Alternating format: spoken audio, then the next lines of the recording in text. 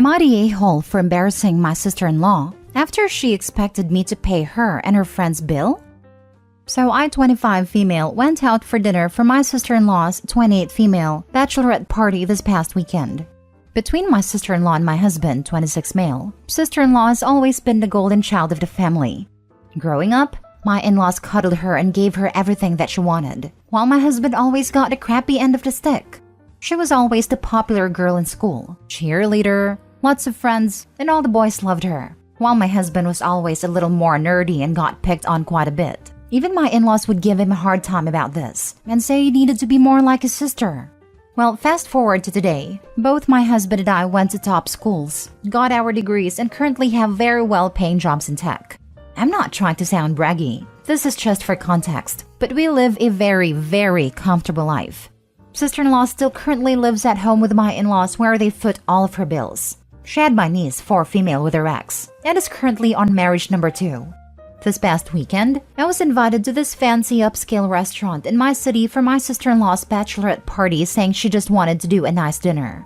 There were 8 of us in total, and at the end of dinner, the bill comes out and the waiter hands it to me. I'm sitting there confused for a second, until sister-in-law speaks up and is all, "My parents and I were talking, and we're thinking you and my brother can handle the bill for this, as a wedding gift, since you're not financially contributing to my wedding." I stared at her shocked for a moment, and then was like, "And you didn't think to bring this up to me beforehand?" She started going off about how we're so well off, so what's the big deal? And she's sure her brother wouldn't have an issue with it.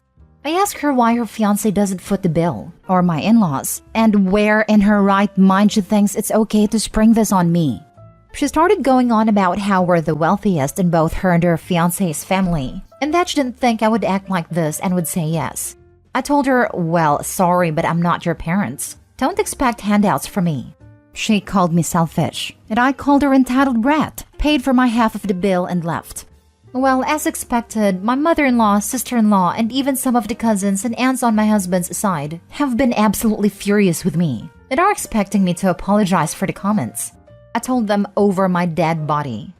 Husband is 100% on my side, and we are debating on not going to the wedding. I was talking to my mom, and she thinks I took it too far with the comments, and she just apologized to keep the peace. Am I the a-hole? Info, the bill was close to $1,000. Now for the comments. Not the a-hole. Don't apologize. No matter how much money you make, you are not expected to 1. Contribute to your sister-in-law's wedding, WTF. 2. Foot the bill for an entire bachelorette party that you were attending as a guest. 3. De-escalate her temper tantrum once she didn't get her way. The burden of payment for a bachelorette party usually falls on the maid of honor and bridesmaids, and arranged for ahead of time, or the bride. A far more common occurrence is that everyone pays their own way but chips in for the bride so that she is taken care of. But again, that's settled way ahead of time. Not the a-hole. I guarantee you were only invited as a setup to try and make you pay. Don't go to the wedding. And I'd honestly consider how much contact you want to maintain with sister-in-law and your in-laws moving forward. It's clear they see you two as nothing but an ATM. They obviously splurged as much as they wanted as well, with the bill being close to $1,000. Not the a-hole. The fact of her springing that on you at the end is unconscionable. It'd be one thing but still questionable if they had approached you privately beforehand to see if you'd throw a dinner for them. It's another entirely to surprise you at the end of a dinner and expect you to pay for not only her, but 6 of her friends. Even more so that she did it publicly. My guess is, she wanted to rely on you acquiescing to social pressure to do it without a fuss. Also that she expects contribution from you for her wedding. If you were her parent, that's one thing. But as a future sister-in-law? This is so wildly entitled on her part, and on the part of the families backing her. Next story. Am I the a-hole for refusing to share my family's cookbook with my half-sister? My mom's grandma started a cookbook before she had kids. My grandma inherited it off her when grandma started having kids, and then my mom got it before she had me. My mom gave it to me when she was sick. I was 7 at the time and died soon after. She told me to be careful with it, and that it was special to our family. A couple of years after she died, I learned my dad had cheated on her with his now wife, and that my half-sister was the product of an affair, and born before my parents' divorce was finalized. I was too young to realize when it was all going on. After learning this, I had a hard time being around my dad. I remember my mom being sad and it made sense why. I also learned that he had told my mom in a really cruel way. How I found out is, I eavesdropped on a fight between my dad and my maternal uncle and aunt and heard it all, including how much my dad hated how boring my mom was. I remained distant from him, his wife and my half-siblings ever since, that I have 2 more half-sisters and a half-brother. My dad decided to tell the oldest of my half-siblings about the cookbook. He mentioned how much I valued it and all kinds of stuff. She wanted to share it with me, to cook from it and to get right in it like I will someday. She pestered me about it, and every time I told her no. Then her parents would tell her more about it. In the end, she was upset and sobbing over being told no. I had told her it was something special from my mom's side, that I wanted to keep it private until I have children. That wasn't good enough, because she insisted we're family and she's my sister. My dad and his wife were angry with me. My dad's parents also told me I should have shared it with her, and that I'm being cruel to her when my mom isn't alive to care if the child born from the affair gets part of the book or not, but she could be closer to me because I share it with her. I don't really care about my dad nor his wife's opinion. I have no respect for them. They're pieces of trash in my eyes, but my grandparents and I always got along okay enough. Am I the a-hole? Not the a-hole. And give the book to your aunt or uncle for safekeeping. Before it goes missing, is destroyed or edited. Scan the pages and make yourself a working copy. Then put the original somewhere safe as a treasured heirloom. Maybe get a safe deposit box. I'm petty. I'd scan the pages but make some photoshopped alterations, which makes the recipes taste wrong/inedible. You'll know. But if they copy your book, they won't be able to reproduce them properly. Not the a-hole. But you need to hide that book somewhere safe because they will take it. If they're petty enough, they'll probably destroy the cookbook. The parents could make their own traditions, but they wanted to hijack OP's maternal family's tradition. Not an if, it's a for sure. There's literally no other reason for dad to want this other daughter to have it, other than knowing it hurts Opie and his ex-wife. Literally, that is it. He doesn't care if it makes Opie closer with her sister. He just wants to keep hurting his ex, because he has made it clear he has nothing but negative feelings for her. He called her boring and deliberately cheated on her as punishment for being so, and continued to use that as justification to others and why he hurt her. Opie's dad just wants to continue hurting a dead person and doesn't care if it hurts Opie too, because he probably hates Opie too for being connected to her mother. Dad just wants the other daughter to have it, because he probably convinced her to hate Opie and destroy it for fun when she does get it. Everything Dad is doing is on purpose to cause pain and hurt to someone who has been dead, and to Opie because she's an extension of her mother. Pretty pathetic that he's still trying to hurt a dead woman. Next story. Am I the a-hole for canceling my mother-in-law's phone plan so she can't let my nephew use it? Am I the a-hole here? Everyone around me says yes, but I feel super gaslighted by my husband's family right now. We are both late 20s with no kids. We added my mother-in-law to our SIL plan a few years ago when we got married because she lives alone and didn't have a cell phone. My husband thinks it will keep her safer to have one for emergencies. At the time we added her for her phone and plan, it was around $20 extra per month. Plan costs have gone up and she got a nicer phone, so now it's close to $50 per month. Pretty steep the way the economy is, right? Anyway, my husband's brother has a young kid. He's 8. He's a nice kid, but not my responsibility. When I called my mother-in-law's cell phone a few days ago, my nephew answered. I asked him if he was at Grandma's house and if I could talk to her. He said no. He was at his house and Grandma's given him her cell phone to keep because his parents wouldn't get him one. My mother-in-law didn't tell me nor my husband about this, and I got pretty angry. I'm already not thrilled about paying for her to have a cell phone. So I'm definitely not happy about paying for my 8-year-old nephew to have it. So I went to her house and told her that if she wasn't going to use the phone, I was going to take it off our plan. And that I wanted the iPhone back from nephew because my husband's screen is cracked, and he can have hers. It will save us a few $100 since we won't have to buy a new phone. Needless to say, she's mad now because it's her phone to do with as she pleases, and she wants nephew to have it. I told her it's not her phone, and we won't pay for it if he's using it. I told hubby I was canceling it, and then I did. I told him if she wants a phone again, or wants nephew to have one, she can sign up for her own plan. He's mad that I did that. Mother-in-law's mad. Nephew and his parents are mad. But I did get the phone back, since it's no longer working on our plan.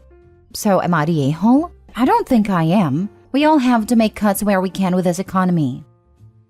Now for the comments. Wait, the parents who wouldn't let their 8-year-old have a phone are mad? Shouldn't they be angry that your mother-in-law went over their heads? Or is nephew not getting a phone is for financial reasons? They just didn't want to have to pay for a phone, but are happy to have someone else pay for it.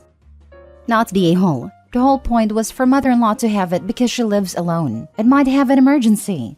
If she chooses not to keep it, then you don't have to pay for anything.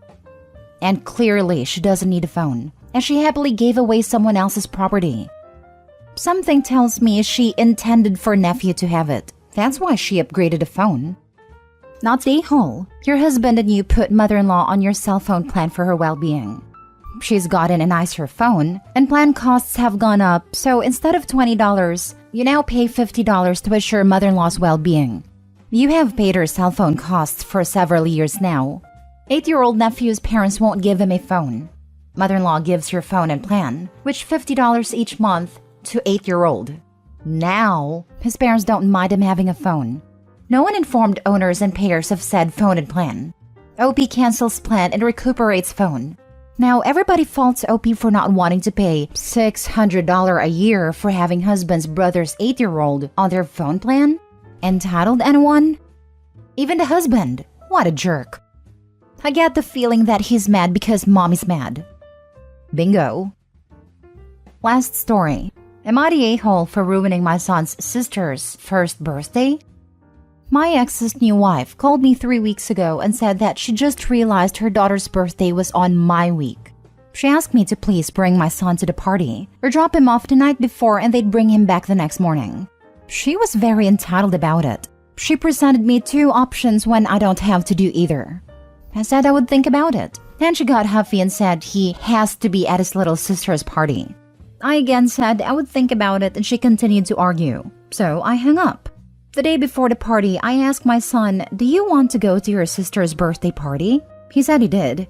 So I texted her to tell her we would be there and ask her for the time of the party. She told me it was at noon. So we got there at 12:30 and there were no other cars, which was weird. When we went inside, my ex said he needed to talk to me, and I said that wasn't necessary. It asked where the party guests were. He said he needed to prepare me before I saw his wife. I said, "Why? Is she pregnant or something?"